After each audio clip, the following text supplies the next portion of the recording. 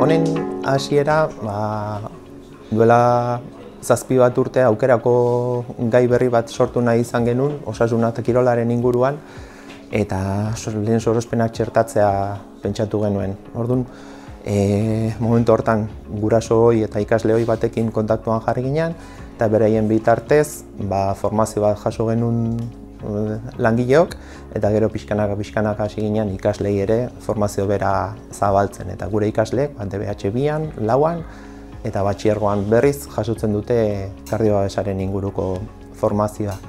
Langileok 2 urtean behin ere errepaso saio bat egiten dugu, eta gero pixkanaka hasi ginen inguruko ikastoletara eta beste ikastetxeetara ere joaten, bertako ikasleekin formazio saio hauek egitera.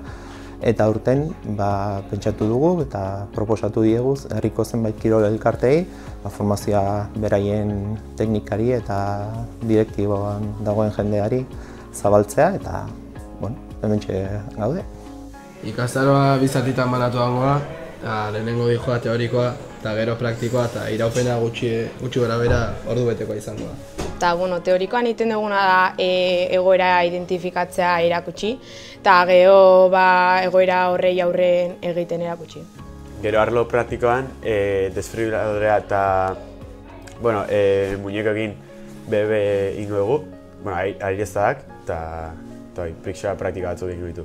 Eta guk eramango dugu aurrea saioa eta aitorren laguntzakin izango da.